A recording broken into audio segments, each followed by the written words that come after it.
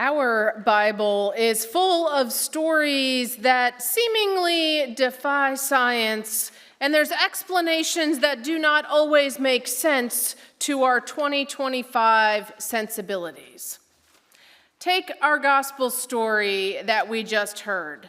This is what is the third of 7 miracles that are told in the beginning of John so that, and we're told this, we might come to follow this guy, Jesus. So in this story, we find that Jesus heads to a pool that is known to have healing properties. And there, laying about, are many, many people who are sick. And there, Jesus finds one who has been sick for 38 years. That is a very precise number. But that is a really long time. It's an especially long time when we remember that life in those days, if you had any sort of disability or impairment, was quite awful. There were folks that had those illnesses that were kept on the fringe of society. They were ostracized, they were othered, far more than our society today, though we are not perfect either. But Jesus somehow picks this man out of the crowd and asks him, "Do you want to be well?" And we hear in the story that this guy claims he has tried, right? No one will put him in the water. So we hear that he cannot get himself there. No one will put him there, and there are others who are ahead of them. So every time they try to get into the water, somebody else is there. And in our story, Jesus completely, seemingly bypasses the pool, because we don't hear that the guy needs to go in the pool, and Jesus just tells him, "Get up and walk." And he does. This Easter season, we have been finding new life in freedom. We have been free to sing, we have been free to follow, we have been free to rise again, free to love, and today, free to heal. And we've been remembering that new life is not just going from dead to living, because we remember our Easter story and Jesus, right? But instead, this person encounters Jesus when he was not yet dead, but his life also was not full and abundant. And he encounters Jesus and finds new life. He can walk. Now, I don't know about you, but life does not always work this way. There are many for whom mobility and bodily healing is not happening. There are many that it is not likely plausible now or ever. But that does not mean that healing is not possible, because healing comes in so many different ways.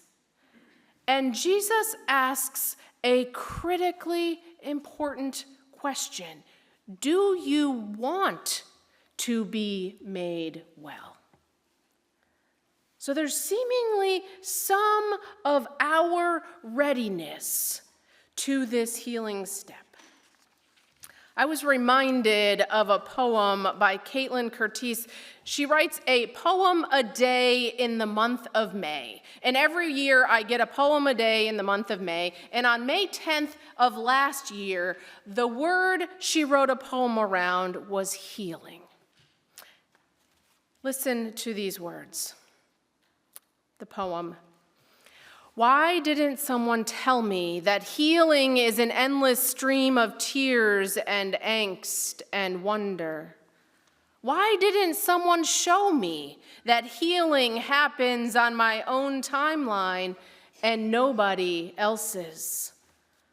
Why didn't somebody explain that we can't get healed unless we fully trust ourselves? Why didn't somebody make it clear that my healing could trigger someone else's lack of it? Why didn't somebody inform me that we heal through all the complexities that make us human? Why didn't somebody sing to me when I was deep in it, wondering how I'd make it through? Why didn't somebody remind me that the tears are worth it and every moment matters? Why didn't somebody refuse to label me as too far gone to really find my way home? Why didn't somebody hold me when I was asking what healing even is? They did. I remember now. They told, showed, explained, made it clear, informed, sung, reminded, refused to label, and held me. And they still are. This is where healing finally begins. I am ready now. Jesus asked the man. Jesus asks us, do you want to be made well? Or as the poet Caitlin Curtice put it, are you ready now? Friends, we all need some sort of healing. What we need healing from differs. It might be that we're stuck in a negative thought spiral. It might be a hurtful relationship. It might be an assumption that we hold that is keeping us from full life. Because healing isn't just about a bodily miracle, though that's amazing, but rather healing comes when Jesus can turn our hearts. Now, we don't have to have a pool to jump in to have access to this healing. So we might wonder, how do we access this healing?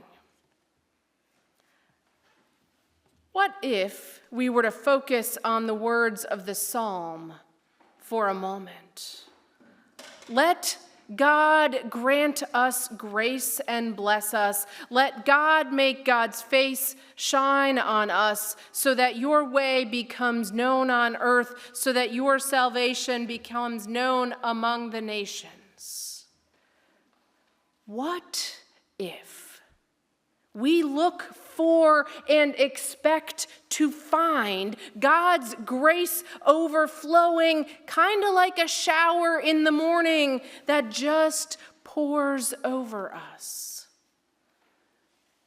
What if we look for and expect God's face to shine upon us like we stand outside and look at the sun, we can feel it? With that outlook, we just might find ourselves ready for healing, ready to make the changes that we need to heal from whatever it is we need to be healed from.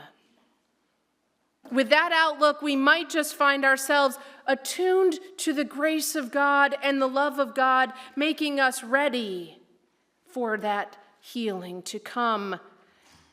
Because God's just waiting for us to notice and to welcome it. With that outlook, we might just find ourselves surrounded by community. Look around. You're here to support and cheer us in this healing. And once we do, we can pick up our mats and walk anew. And for that we say, thanks be to God. Amen.